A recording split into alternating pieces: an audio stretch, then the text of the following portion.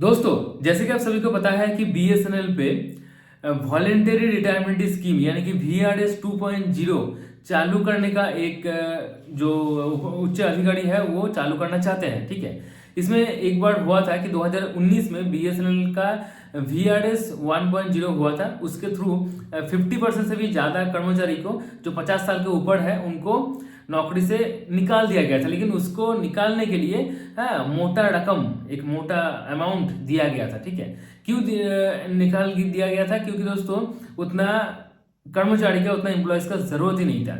अभी भी बीएसएनएल का जितने भी एम्प्लॉयज है उससे आधा एम्प्लॉयज लेके जियो, एयरटेल, वीआई पूरे देश में एकदम सर्विस दे रहा है, 4G 5G पूरा दे रहा है। ठीक है, तो इसीलिए बीएसएनएल चाहते हैं, क्योंकि बीएसएनएल को भी आगे बढ़ना है। और ऐसा रिपोर्ट के थ्रू पता चल रहा है कि बीएसएनएल का टोटल 40% ऐसा 40% जो है वो एम्प्लॉयज़ को सैलरी देने में चला जाता है। जो भी प्रॉफिट आता है, प्रॉफिट तो अभी आया नहीं उतना, जो भी प्रॉफिट आता है उसका 40% चला जाता है सिर्फ और सिर्फ बीएसएनएल का एम्प्लॉयज़ को सैलरी देने में। और बाकी कंपनी अगर मदद वहाँ पे आप देखें तो बाकी कंपनी जो है वो 20 से 22% खर्चा करते हैं सैलरी को, एम्प्लॉयज़ को सैलरी देने में, और बीएसएनएल 40% खर्चा कर रहा है। तो बीएसएनएल भी है इसको थोड़ा बहुत घटाना चाहते हैं। बीएसएनएल चाहते हैं कि 30 से 32% जो है वो सैलरी में खर्च हो और बाकी पैसा रखें। बाकी पैसा अगर रखेगा तो ही बीएसएनएल आगे बढ़ पाएगा, है ना।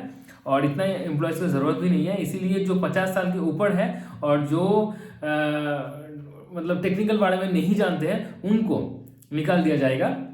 लेकिन वीआरएस 2.0 के थ्रू मतलब उनको भी मोटा अमाउंट मिलेगा।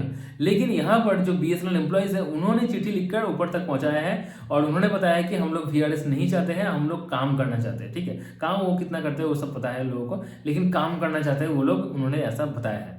तो इसीलिए ये एक प्रॉब्लम चल रहा था और ये इस प्रॉब्लम के थ्रू प्रॉब्लम के लिए बीएसएनएल का जो सीएमडी है, प्रेजेंट सीएमडी है रॉबर्ट जे रवि, उनका नाम है रॉबर्ट जे रवि।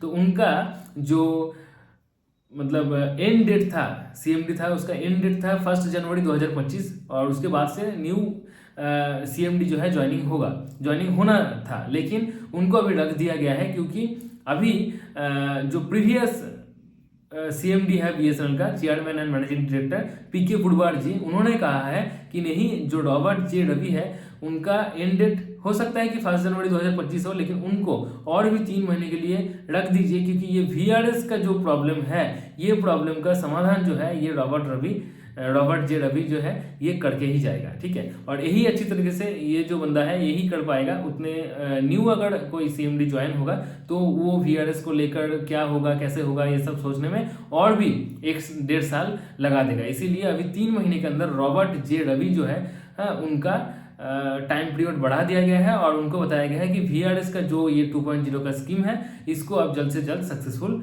कर दीजिए। तो ये एक बीएसएनएल के अंदर चल रहा है, छोटा सा एक न्यूज़ है। अगर आपको पसंद आया है तो आप इसे लाइक कर दीजिए। बीएसएनएल रिलेटेड हर एक अपडेट जानने के लिए प्लीज़ मेरे चैनल के साथ जुड़े रहिए। हर शाम को 7 बजे मैं आप सभी के लिए बीएसएनएल रिलेटेड अपडेट न्यूज़ लेकर आ जाता हूँ। तो चलिए दोस्तों, आज के लिए इतना ही। Good bye and take care.